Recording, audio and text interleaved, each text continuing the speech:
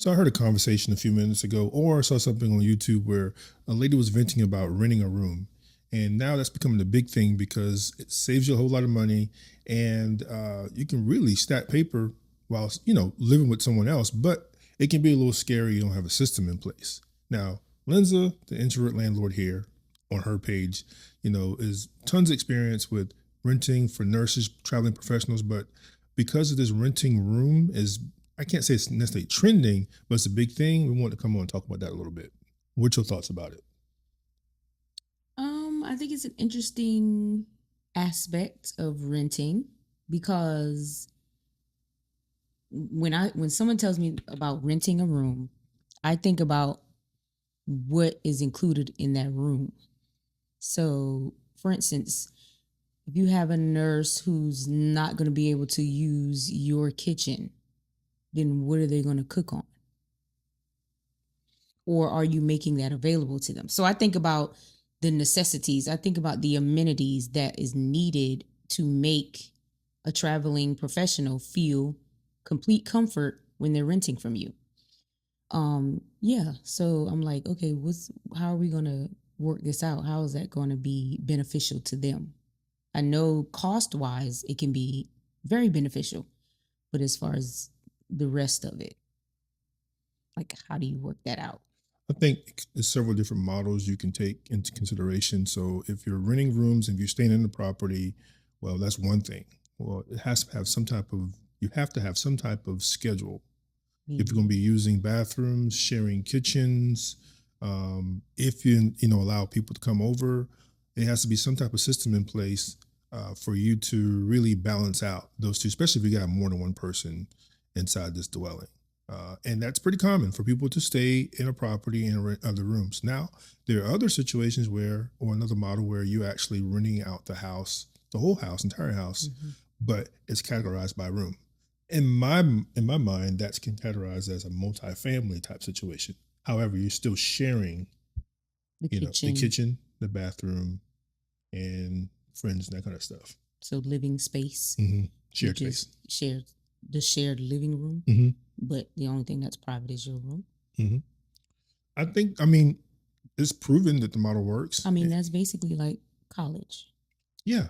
I think if you're going into that mindset that, okay, I'm going to rent this room from this house, there's going to be it's going to be a lot of privacy in a sense. And I think everybody's going to have that same mindset. Because one thing, you're going to college and you're sharing space with some, 18-year-old. But if you're a person of age, I mean, you're coming into the situation with the mindset, okay, it's a possibility I'm going to be in my room majority of the time, especially if it's for work. Yeah.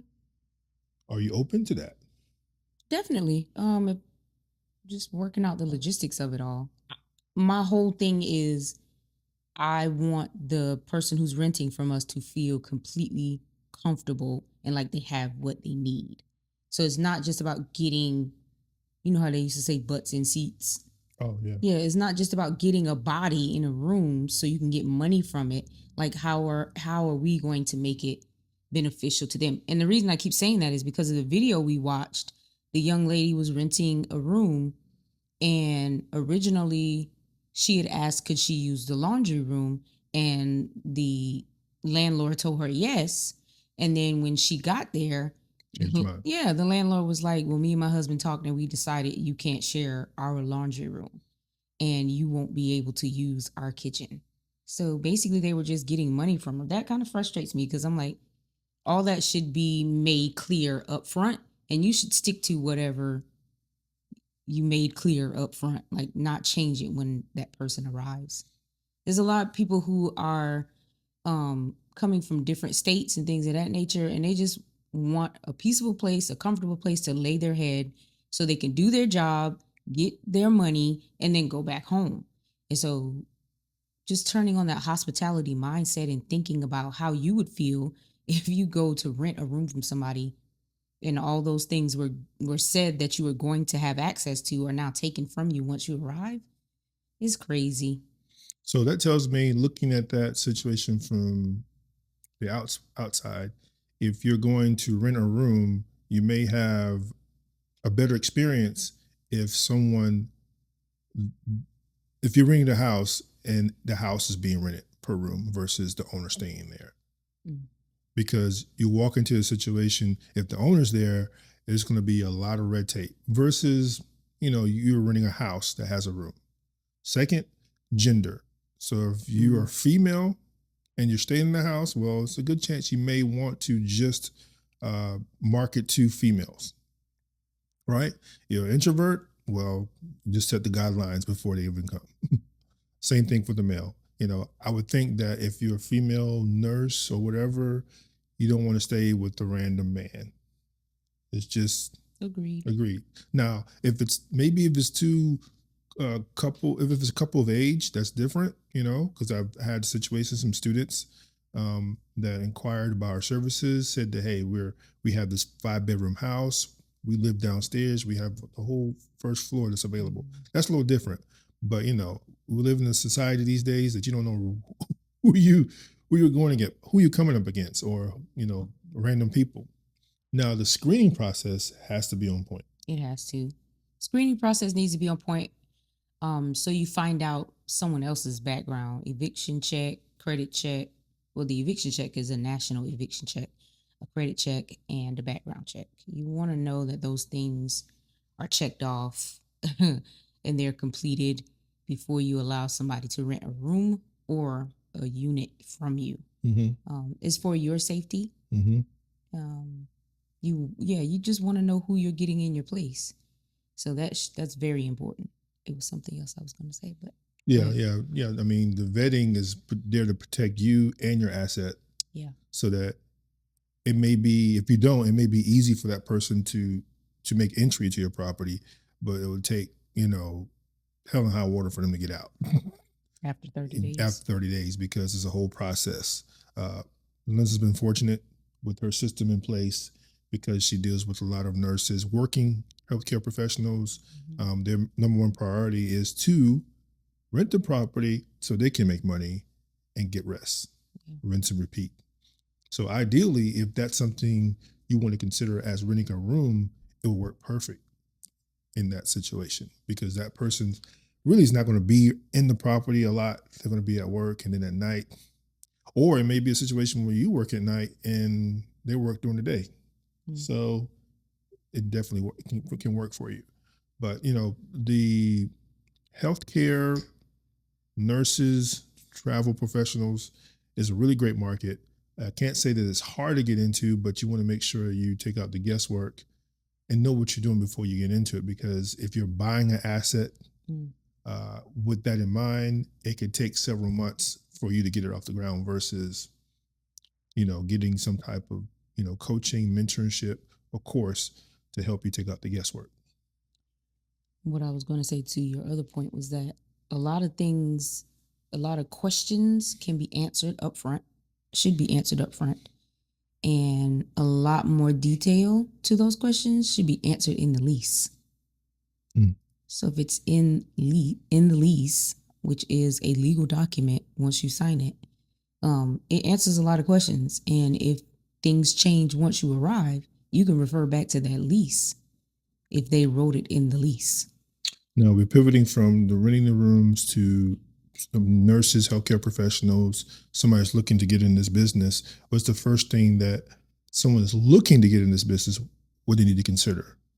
Wait, which business? I'm sorry. I'm skipping, going into the midterm rental business, which is, by the way, you wanted to talk about what is a midterm rental? Okay, midterm rental. We get a lot of questions about that. It just means, it's just a term that's used when it is a 30-day stay or more.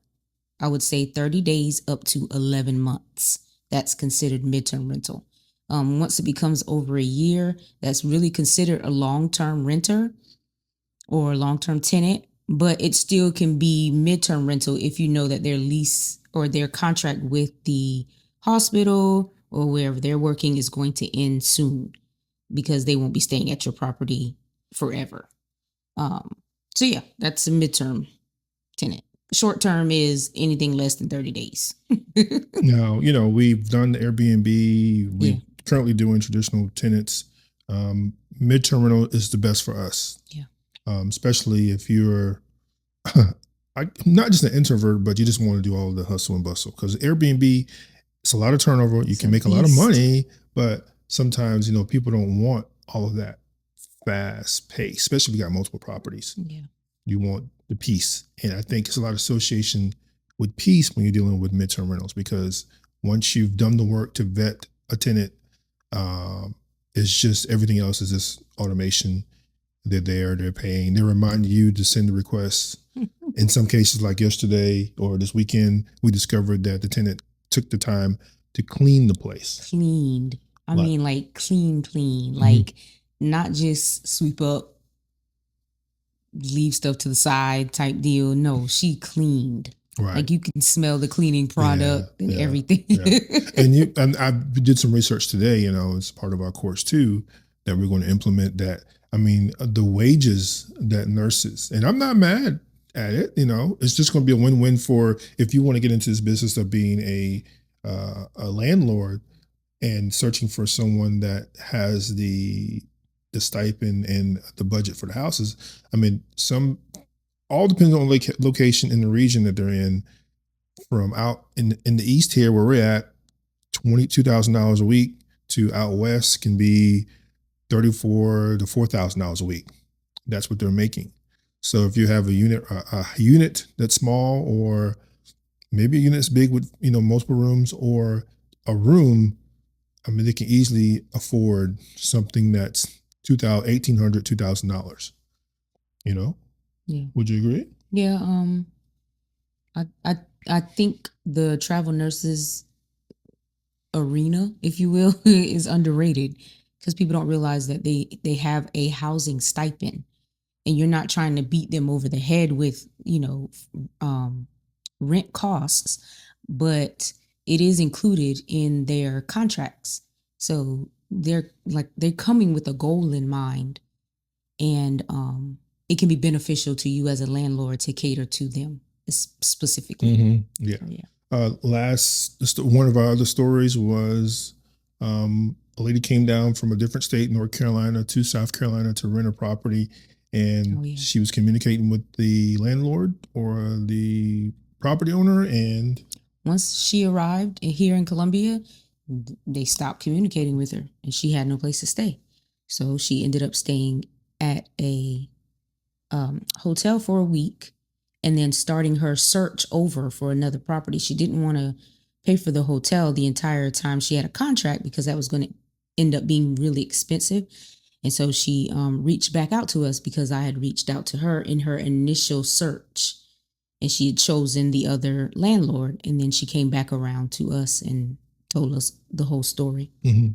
Yeah. So, I mean, sometimes it can be, it's a risk factor. So it can be a little scary for them as well. Yeah. So sometimes we may have a potential guest that will reach out to you 6 months, 3 months in advance. Like the recent one in Charleston. Yeah, she reached out. Oh gosh, a year before it was. No way. Yeah, her original time she reached out. Just look back at it today. That's how I know. She reached out a year ago. Well, it was like 11 months. She reached out in April of 2025 for this year. No way. Yes. No way. For this year, they just moved in the end of February. So let's talk about that in a few minutes. She reached out a year ago. So that's telling you that she is a planner.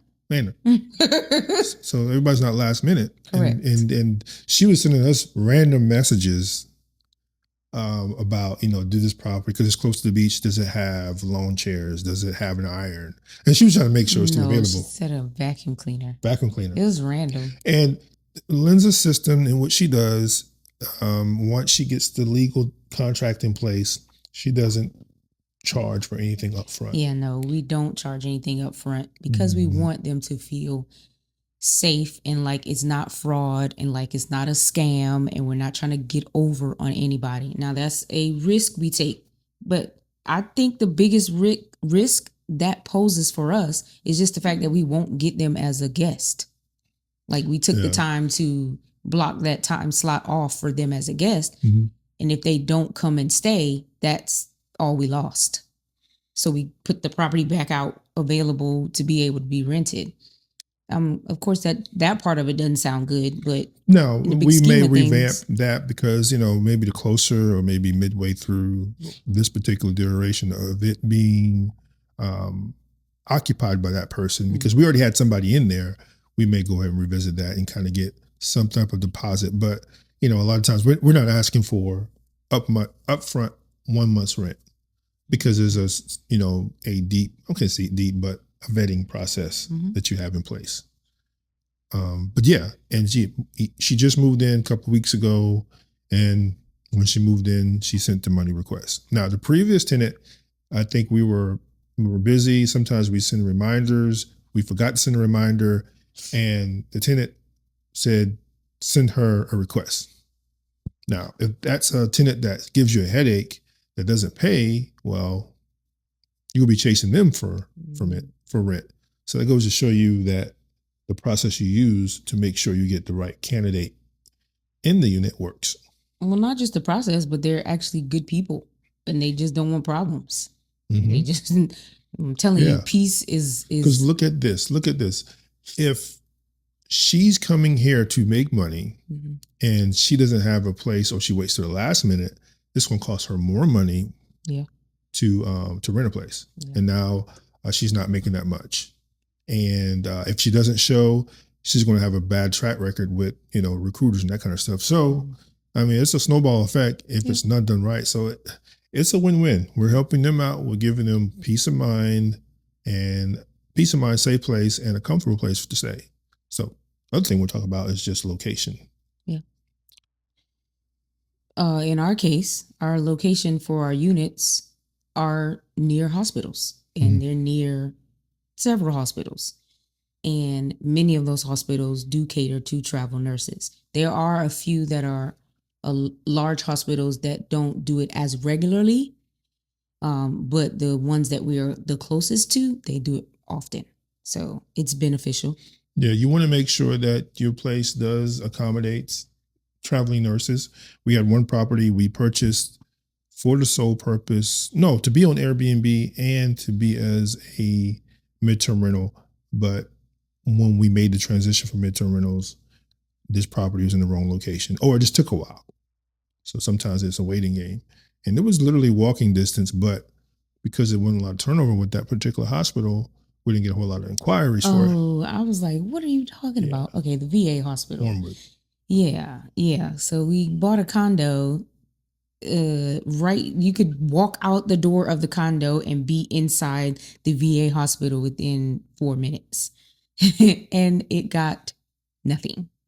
So we were paying mortgage, regime fee, lights, all the things, and nothing. Nothing on that property. So, and a lot of times, as an investor, because a lot of times we have investors that would, buy a property to get some type of return on it. You can make money from overall profit from the rent, what you're netting in rent, or you can just get the note paid for and ride the appreciation. So I don't know if you're looking at an investment property, it's twofold. You can make money. Well, tax deduction is one thing, riding the appreciation. So you all know if you get a property 1 year, several years down the road, it could double in price based upon you finding the right property. Property is several different ways you can make money from it.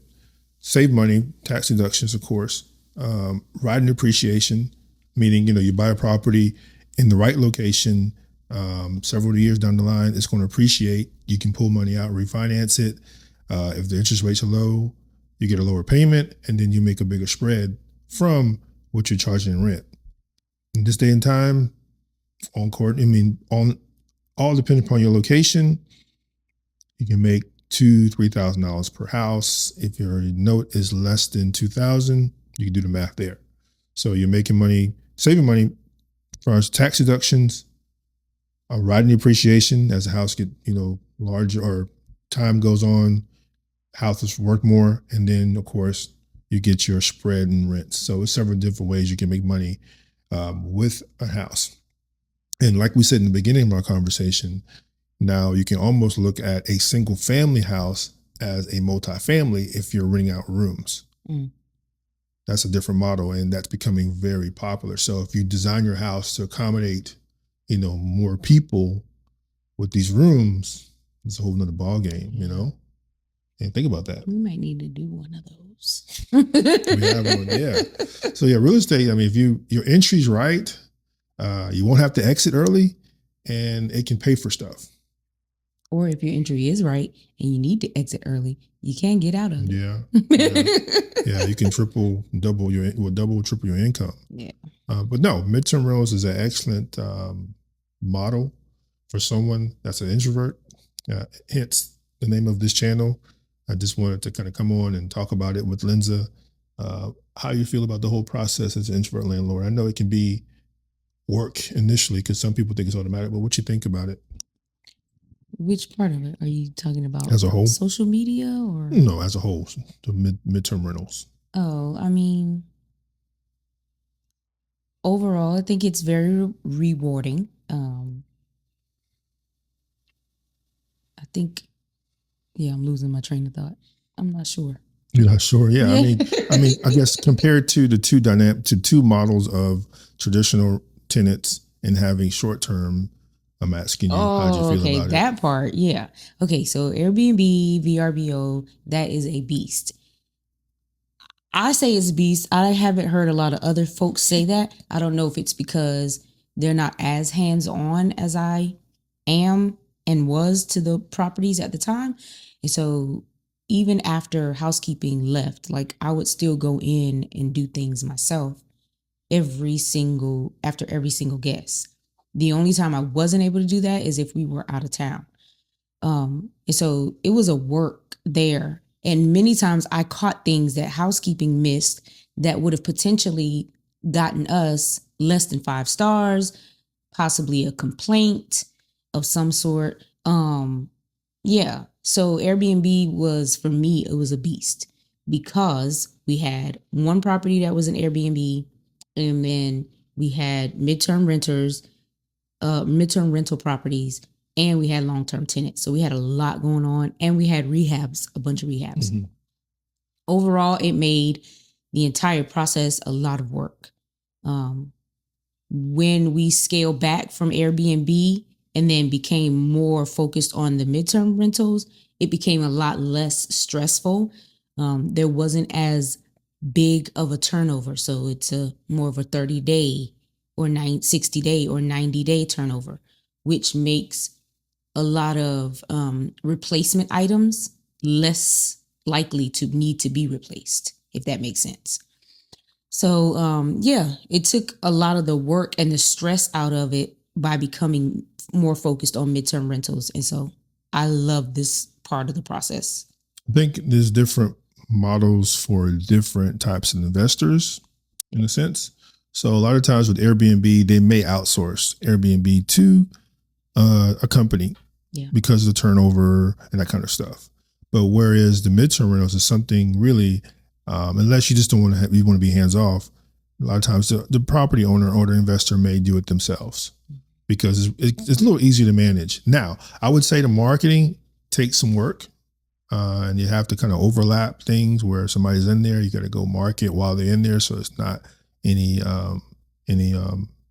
smaller occupancy rate.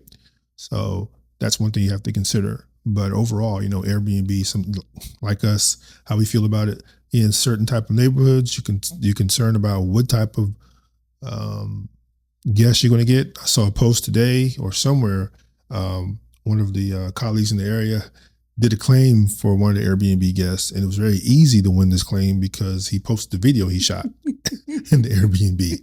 And it wasn't something that was done with Hollywood or just with the high budget. You know what I'm saying? So those are the kind of things you have to consider. For us, it was a little nerve-wracking, not sure. We wasn't sure who we were getting as guests because it could be a random person. Sometimes it's instant. Now, just a word for thought or some wisdom for somebody. If you're getting into Airbnb and you're concerned about the guests, you may want to make sure that you approve who's going to stay in there versus it be something that's instant. That way you kind of look through and kind of read what they're going to be doing. One of the other... Do you want to clarify that? Go ahead. So if somebody's trying to book, if you are an Airbnb host or deciding to be an Airbnb host, if someone's trying to book your place, there's two options. You can allow it to be instant, meaning you don't have to approve it, or they can request to stay, and then you can say yay or nay. But I think with Airbnb, even with saying no, you have to give a reason why. And if you do say no, it takes your ratings down. Mm-hmm. So those are things to consider. Yeah, I kind of get it from both spectrums. Both Airbnb's like they don't want you to be, I guess, what selective, favoritism, profiling, but at the same time, is there certain things you look out for? We've learned, like if you have somebody that's last minute booking, no explanation of what they're going to be doing, there's a good chance might cause you problems versus somebody that's booking out for a year or 6 months. I mean, they're not in that mindset of doing anything that's drastic to you or that's derogatory to your property. They just want to make sure that they're getting, a spot. So for instance, when we did this before a while back, we would get people from the masters. Well, we always knew, like, during the months of October, you're going to have people book the place, and they may not say masters. You say October? You mean April? No, October of the previous year. To book for April? Mm-hmm. Several times I've seen it. Okay. When they're kind of booked 3 months out, because they're planners. I mean, they're coming from maybe a different country. They want to make sure it's going to be close to the place they're going to be at or to the masters. So they're planning. Or if they got games they're coming to, versus somebody that's just doing something they got no business doing. They need something, in 6 hours, 12 hours, at the latest 24 hours. Red flag. Yeah. So not saying everybody's like that, because sometimes Airbnb, if something happens with another guest, they're going to call you to see if you can accommodate the person that has this situation or issue going on versus another tenant. And I've seen it time and time again. Even with us, maybe I waited till the last minute. We may not get a good response or fast response from somebody that's a host, especially 5 stars. Right. So a lot of stuff to consider there as you're doing this rental business. A lot to choose from. Hope we came on and helped you with that. Like, share, subscribe to the Introvert Landlord channel, where we give more tips, insight on how to make this a successful journey for you and your guests. We've also done a course that outlines the steps that you can take to be successful in renting to travel or catering to travel nurses and professionals. It's self-paced. It's 4 phases. And then we have a lot of extra content that we've included in there. It does help take out the guesswork. When we started this process ourselves, we figured it out as we went along. Didn't have a maintenance person. Yeah. Didn't have anything. But thank God it panned out, and we learned as we went, and we packaged this so you can take out the guesswork. Yeah. So let us help you. Yeah. Because really, I think all the states has some type of coverage for traveling nurses or healthcare professionals. And if you got a property, like we've interviewed several people that's just sitting there, it can easily be turned around to accommodate some type of professional worker that's going to pay you and not be a hassle or some type of, hindrance for you. So I feel like the price of our course, pays for itself after you get your bookings. Oh yeah. Probably within 2-3 months. Yeah. So it's well worth the investment. Okay. Like, share, subscribe. We'll see you soon.